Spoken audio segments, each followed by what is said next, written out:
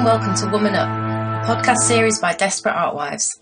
I'm Susan Merrick, and today we're talking to renowned feminist literary and cultural critic Jacqueline Rose. Jacqueline is the co-director of the Birkbeck Institute for the Humanities, co-founder of the Independent Jewish Voices, and a fellow of the British Academy. Hi, Jacqueline. Hi. Hi, Susan. Hi. It's great to speak to you. Okay, Jacqueline. In your feminist critiques, which your books are many and varied, and your essays and articles as well, you consistently reference both historical and contemporary literature and the people, gods, and characters within that. I'm really interested. What was the first book or piece of writing that inspired you to do that, or which do you remember being the first to do that for you? Well, I'd have to give you two answers, right? Because the very first would probably be George Eliot's Middlemarch and the character of Dorothea Brooke, on whom that novel turns in the late 19th century. And I was taught it as the most important novel in the English language in a very traditional way. And I found myself entering into the psychic dramas and struggles of this central woman character, Dorothea, who George Eliot said would have been a Saint Teresa in her time. And she goes through a disastrous marriage to an intellectual, be warned. And then she starts a love affair with, a sort of love affair with a journalist. And there's this incredible line right at the end of the book where she's looking out of the window and she sees a woman go past with a bundle. And she thinks to herself, the lines go something like this: I was part of that vast palpitating life, and she could no longer hide her head in selfish complaining. And I remember thinking, hey, wait a minute, there's something so strange about this. She's part of that vast palpitating life, but she's never going to earn a living. And she's looking at it through a glass window. So she's actually completely, doubly screened off from any potential life for herself that would expand her horizons and give her room to breathe and move and be free. And it wasn't that I expected George Eliot to do that, not when the time she was writing. What I objected to was the way I was being taught the text, which was to identify with Dorothea and to see her as a kind of model, ethical moral for virtuous women's lives. And I found myself rebelling against that. So I think that was a definite starting point. But the other one, a little later on, when I was already a graduate student living in Paris, was when I read Freud's Case of Dora. And I found myself, and I should just say she was one of his case studies of hysteria, quote unquote, taken to him by her father because he was hoping Freud would persuade her that her delusion that he, the father, was having an affair with Frau K. was a delusion, instead of which Freud immediately believed her, but then found himself asking a question: why are you being complicit in allowing this affair to happen? Why are you playing such a central role? And his answer was truly reactionary. It was that she was in love with her K. And in fact, it takes the unfolding of the case, and I won't go into the details, for him and her to realize that she was in love with Frau K. She was in love with the woman her father was sleeping with, which immediately blew apart any heteronormative reading of that case. And she ends up walking out on Freud. She gives him 2 weeks' notice as if he was her servant girl. And it just made me realize that to be a feminist, you need to be attuned to two things: the injustice of the world, let's call it in this case the heteronormativity of it, and the coerciveness of it. But you also need to be alert to the other side of what Freud was struggling to do, and helped her to do, in fairness, which was to see the complexity of her inner life, because he acknowledged the mistake he'd made. So she was you couldn't pinpoint her sexuality. It was complex. It wasn't just lesbian sexuality. It was a web of complex desires and affects and feelings. So from the beginning, I've always felt that feminism has to fight for justice, but it also has to be alert, and is perhaps one of the few places in the culture that is alert to the inner complexity of who we are, because traditional male-dominated politics just ignores all of that. Wow. I think you just blown my mind quite a lot there, Jacqueline, in a few minutes. It's not my aim. That wasn't my intention. in a really good way. You've just taken me really swiftly back to my teenage years, where I acknowledged that I was a feminist as I was learning the terms and understanding what that meant, and why it felt so essential that that feminism was part of sociology that I was studying at the time, but part of a wider theoretical viewpoint of society. But also that personal identification and acknowledgement of how it intrinsically affects everything, in terms of how the social structures intrinsically affect everything, and how you can see that as a feminist. Well, I had an incredible experience as a young undergraduate in the same week. We're going back to the 70s here. Germaine Greer showed up before she'd become really super, super famous. And this guy called Scott from the Black Panthers, who were the kind of militant black activist group in America, whose struggles and message has become all the more relevant now with Black Lives Matter and all of that. And it was like the turnaround week of my life. I couldn't believe it. I mean, Germaine Greer was absolutely extraordinary and so fiery and so fierce. And it really made me think. And then I got involved in feminism at Oxford University, which consisted of a group of very well-meaning, mainly upper-middle-class young women, going out to the industrial estate of Blackbird Leys, which is where the workers of Oxford had been cleared out and put on this dreadful crime-ridden industrial estate. So already there was a huge kind of class ethnic cleansing issue behind this. And the crime rate, as I say, at Blackbird Leys was dreadful. And we went out to campaign for the mothers to have childcare. The incidence of psychiatric drugs amongst women on that estate was something like 50%. I mean, they were really struggling. They had terribly hard lives. So they loved us. We got on fabulously well, and we were going on marches for childcare, free childcare, all of that. And then we thought, we're doing so well, let's talk about the other thing we're all concerned about at the moment, which is abortion. So in we went, all guns blazing, as it were, and we managed to overlook a very basic fact, which is the predominant population of Blackbird Leys was Catholic. Okay. And it was the last thing we should have spoken about was abortion. So we promptly alienated the women who we'd struggled to become sisters to.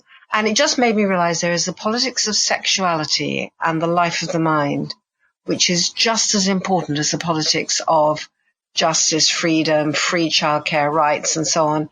And you really have to be attuned to that, or you'll go terribly wrong.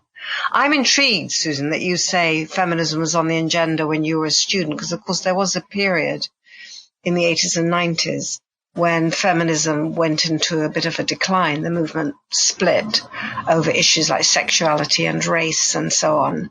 And it's had an amazing renaissance in the last 10 years, and particularly in the last few years with, with Laura Bates and sort of the whole argument about the way in which women are the victims of austerity, the way in which they are the worst sufferers when the economic climate becomes bad. So feminism has really had a resurgence.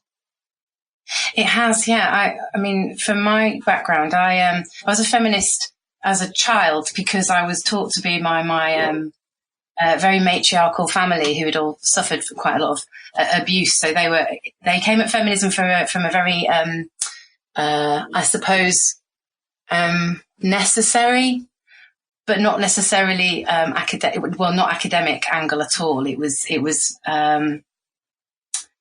more essentialistic. And but it taught me to really consider who I was as a woman from a very young age, and to protect myself were my kind of values that I was taught. And then as a teenager, starting to realise relationships with other women and men, what social structures were in place that impeded that or supported it, and so I went into doing sociology, and actually a few. I think teachers found me quite difficult. I had questions around it, even when it wasn't, I suppose, on the agenda. But I think there must have been at A level, so that would have been 96. There was something on the agenda, but it was perhaps just because I had a great sociology teacher who introduced it, and then there were, and I was able to study a couple of modules which were probably loosely called women's studies or women in sociology or sociology of women. So I think that's where I said when I went to university that was.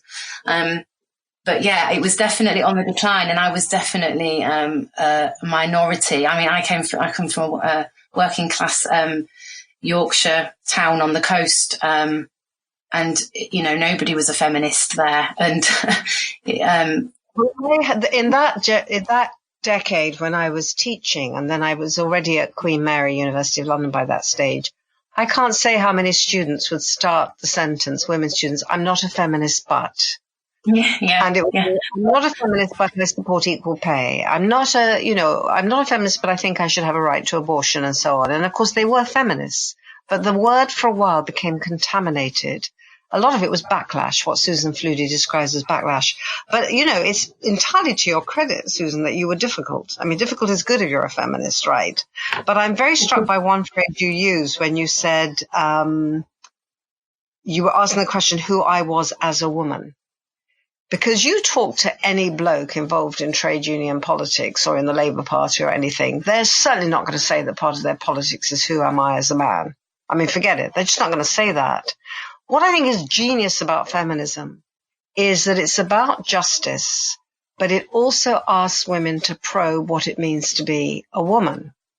And that takes you into the depths of psychic and sexual life. It cannot but do so because that's how we're formed and made and grow and contradict ourselves. And of course, who I was as a woman has become overlaid in the wider culture through things like trans and LGBT and all of that. But it was always there in psychoanalysis, which has been a central part of my work and thinking, which is that who am I as a woman? Well, am I a woman, right? And the idea that we all know what a woman is one of the first things that feminism, in the form I'm interested in, goes for, hammer and tongs, and says, well, actually, I mean, to take another example from Freud, Freud said all children were polymorphous and perverse, and it was actually an immense struggle to become the so-called men and women, which the culture insists that we always are. And he also said every sexual act is an act between four different people, because we never, any of us, relinquish the other sides of our sexual identity, even if we look completely normal on the outside, because we all dream. We all have slips of the tongue, and a lot of us have symptoms. So for me, I want a political way of being in the world that can fight on both those fronts together. And I had a mantra, by the way, for Women in Dark Times. Shall I tell you what it is, or shall I spare you? No, yes, please. Okay, it said, I'm going to see if I can remember it. We are feminists.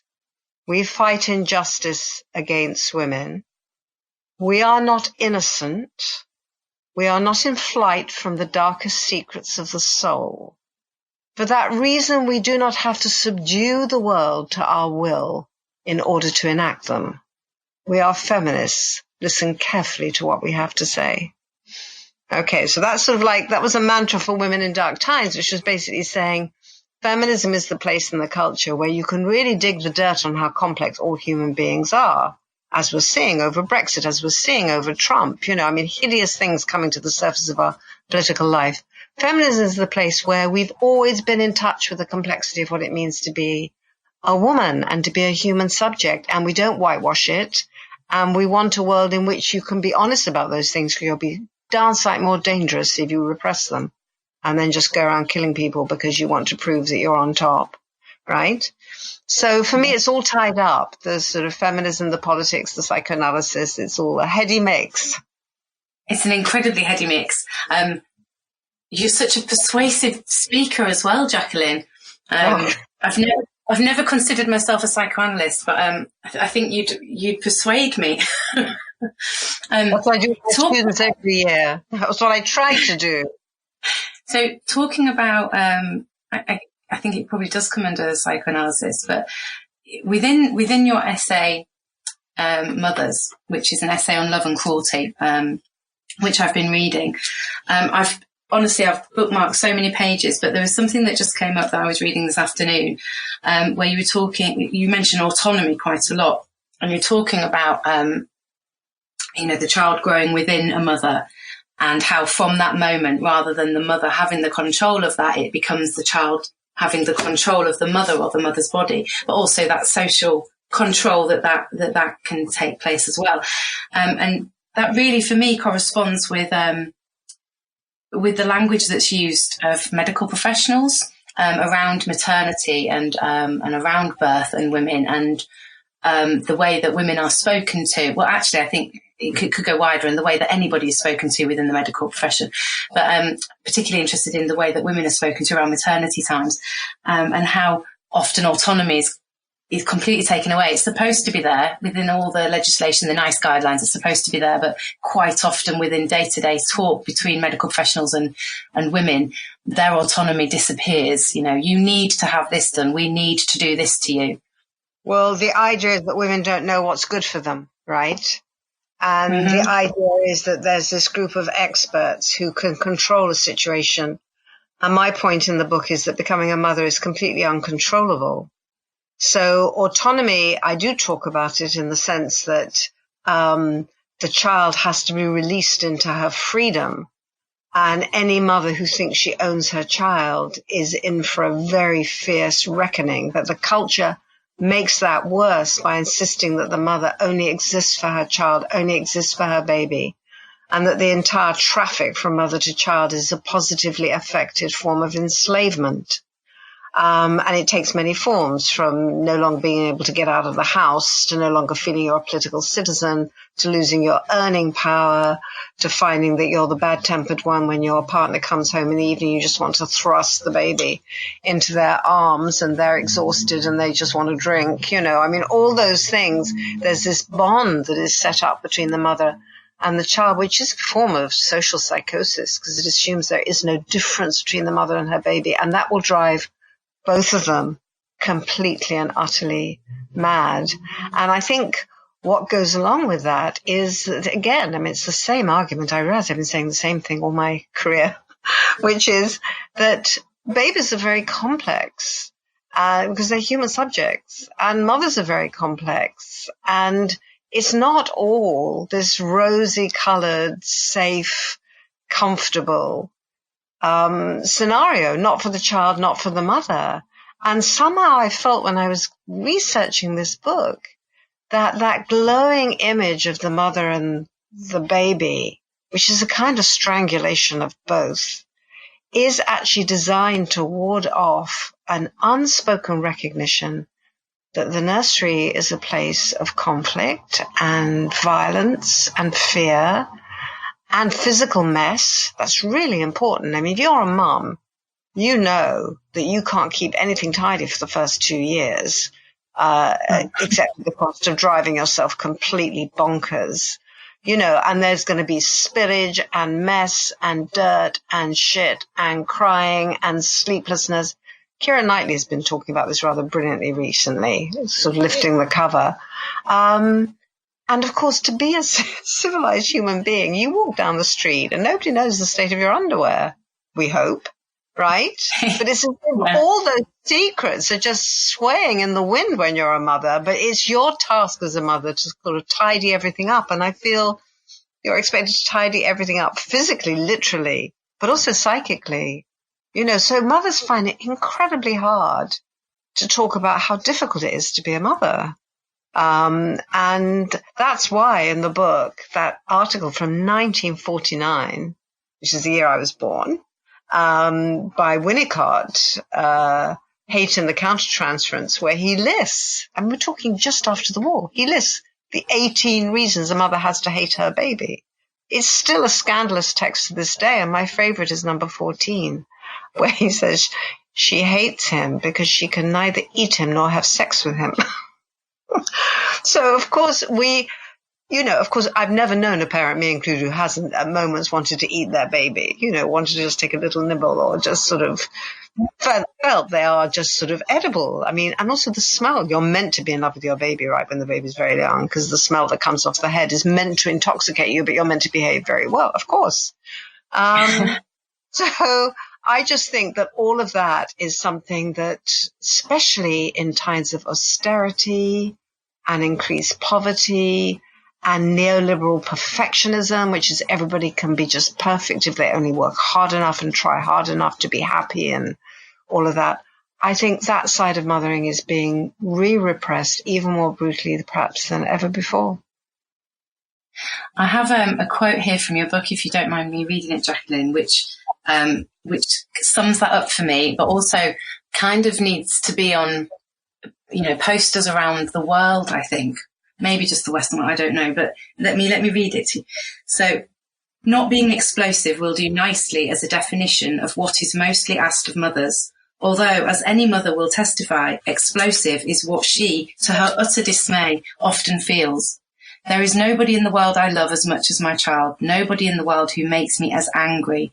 It is this demand to be respectable and unexplosive that I see as most likely to drive mothers and by extension their infants crazy. I realise, of course, that this is the opposite of how these matters are normally thought about. If a mother cannot hold things together, who can? Yeah, well, I don't think I have anything to add to that.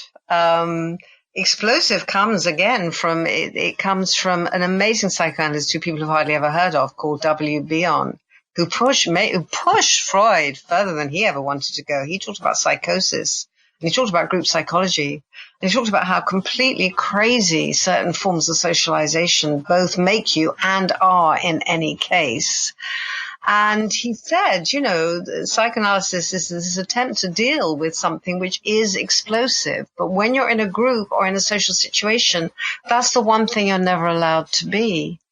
And of course, it's the basic insight of psychoanalysis, which is that if you repress these feelings, you'll do untold damage. So again, just like Winnicott, he said, we need good enough mothers. And it's such a brilliant proposition. We don't need perfect mothers. In fact, he says the task of the mother is to disillusion her baby and to disappoint the baby, to hold it, her or him, but also to realize that if she goes on performing the act whereby she and her baby are a single indivisible unit, that child will never have any freedom, will never be able to roam inside her own mind, and will actually most likely be psychotic. So he's really counterintuitive in ways that I think, Rosie Parker wrote brilliantly Torn in Two, her book about the ambivalence of motherhood. It's not as if these ideas haven't been taken up. And before her, Susie Orbach and Louise Eichenbaum talked about the ambivalence of being a mother, although they were talking about something rather different. They were talking about how awful the social constraints are, and therefore you're bound to be ambivalent, whereas Winnicott is just saying ambivalence is in the nature of being human. But if you repress it and you try to be everything for your child, you're never going to let that child go. Because your perfection, the child's perfection, will be dependent on a unit that has to be experienced as unbreakable. It's the hardest thing in the world to let your child go. Slightly easier, perhaps, if, as in my case, you adopted your baby, because you don't own that child. It gives you a kind of a gifted insight into the idea that this is such a privilege and such a miracle that you have this baby and you're seeing it through into the life she otherwise wouldn't have had.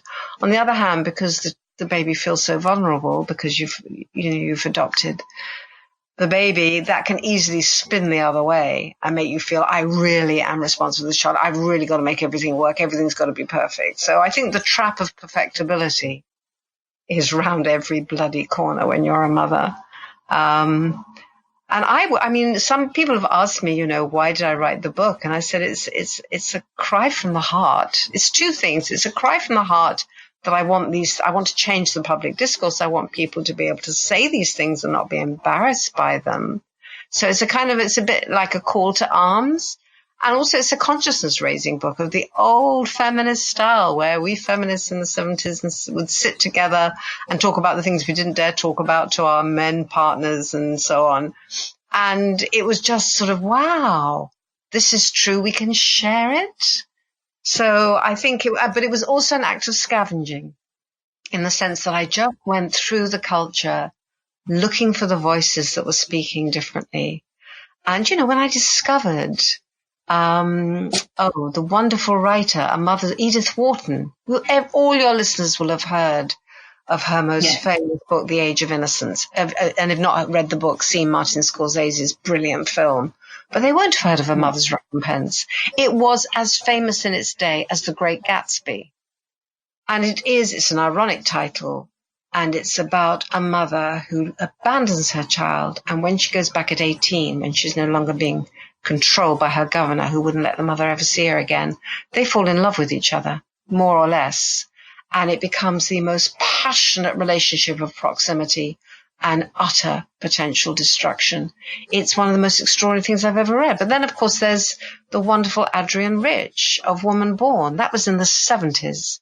And for me, that book, which starts off saying that the main problem for most people, especially men, is they never get over the fact that they were born out of the body of a woman.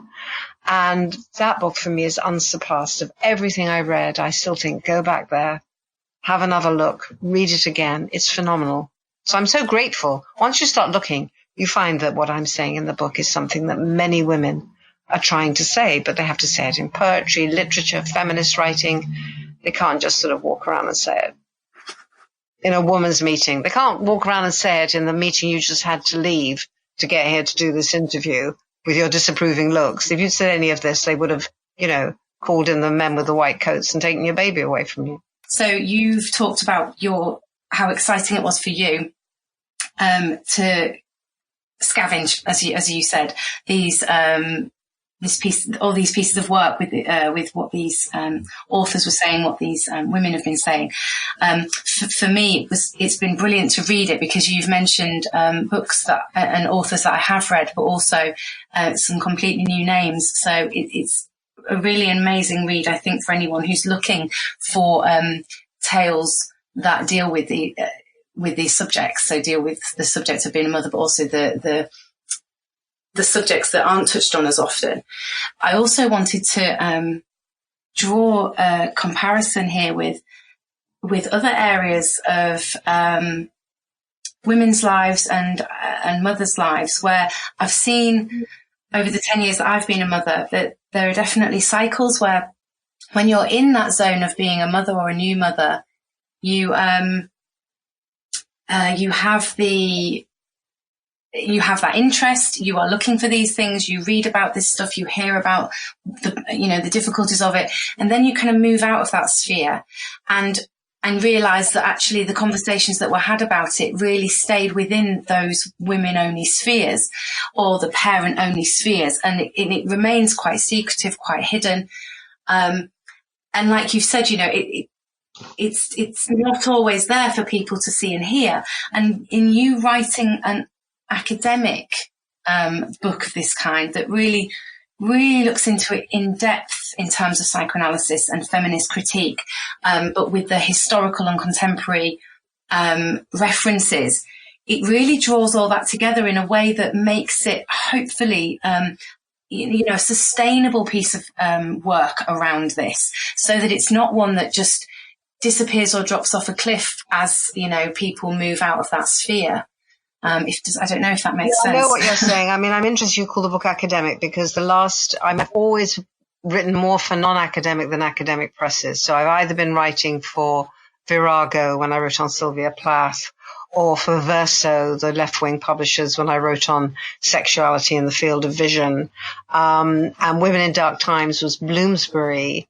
I have written for university presses, but I have been trying progressively from the beginning, to move out of academic spaces to a wider audience. So, for example, my earliest publications were in New Left Review, Scream Magazine, and MF, the feminist journal, and none of them were attached to universities, unlike radical quote-unquote journals in the States, which are normally attached to university presses. These were all genuinely autonomous magazines. And of course, Mothers is published by Faber. So that for me was a source of great pleasure that they wanted to publish it. And I can promise you, if it reads as academic, that's, we've really done a lot of editing to change it, to make it as accessible as possible to as many women as possible. But I'm interested in what you said. Let me rephrase academic. I think what I probably mean is, which is a term I'm stealing from Birkbeck, how they introduce you on their website, which is the public intellectual. No, that's So different from it's, academic. I remember Raymond Williams, the wonderful Marxist, saying he was a Marxist intellectual. He was not a left academic. And he made that. I remember hearing that distinction, thinking, I want to go with that. I want to be an intellectual rather than an academic. But I'm also academic because I take great pleasure and consider very important to be involved in a teaching institution. So I wouldn't want to deny that for a moment. I've had all the privileges of being an academic. But I wanted to pick up something you said about secretive, because I think one of the reasons why women are secretive about this is because they are under a sort of double, rather punishing command, which is to be a mother is to know immediately that the world is unjust. And you know that because being a mother is a great democratizer in the sense that you suddenly understand what most parents are feeling in the world about their children. You understand the precariousness, the worry, the risk, the excitement, the pleasure, the frustrations, all of that. You go into a different zone when you become a parent. And that's not to suggest that women who aren't mothers don't also lead equally full lives, but it adds a different dimension. And so I think to become a mother is to know immediately, just because you mix with people, you see the difference. You can see those who can afford the expensive buggy, those who can't, the different schools people go to. It's an unjust world. It's getting worse. But you also know immediately that your inner life is complex and uneven and unsteady and at moments quite violent and explosive, as we've already discussed. And I think the reason why there's so much hostility to mothers, which we haven't touched on, but which is the opening of the book, so much hostility to mothers is because mothers are being punished for the fact that they know that what they're asked to do is a complete lie. So they're meant to make the world look safe and relatively easygoing.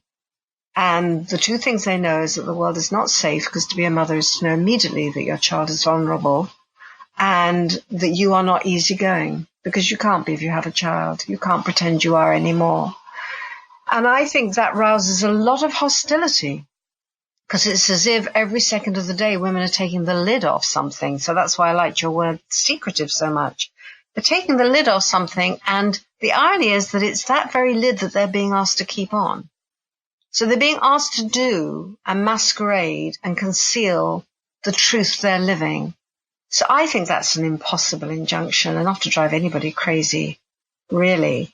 But we haven't discussed the hostility towards mothers. So I'll just say this, and I will have to stop quite soon, but which is that I couldn't believe the statistics, Susan. 54,000 women are sacked for being pregnant or young mothers every year in the UK.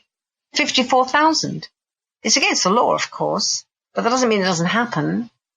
And also the anecdote the book starts with, which is the idea that it is women health tourists coming to the UK to give birth freely on the NHS. Never mind that they're refugees or in flight or exiles or asylum seekers who are responsible for the collapse of the NHS. And the figure that really sent the shudders through me was they were saying £35,000 a week or something, which of course is exactly like the 350,000 or whatever it was that we were meant to get as the NHS bonus from Brexit. The echo was surely deliberate. So I just felt there is this hostility towards women. So, for example, if you're disabled, you will get special provisions, or differently abled, you will get special provisions in the workplace. The same workplace that is not even allowing its young women staff to take time off to go to antenatal classes. So putting the health and life of the mother and baby at risk. And it was when I started uncovering that level of socially sanctioned hostility, like Tony Blair's very first move, he had to back down, was to cut benefits to single mothers. So when I encountered that hostility, I thought, oh, whoa, why the hatred? And I think it's partly Adrienne Rich's point, which is nobody will ever forgive a mother for having been born of her body. But it's also that the harder things get, and the more the neoliberal myth of we're all living in a perfectible world, especially in the West, pushes itself forward, the more the gap between that and what mothers are really living increases, and then they get punished for, in a way, being truth tellers, except they're not allowed to speak it. I think that's an amazing place to finish. Thank you very much, Thank Jacqueline. you, Susan. And your baby's, it's not a baby, it's a 10-year-old, right? Yeah, I have a 10-year-old and an 8-year-old. I'm amazed you have any time to speak to me at all. You've been listening to Woman Up, the podcast series from Desperate Art Wives and Susan Merrick.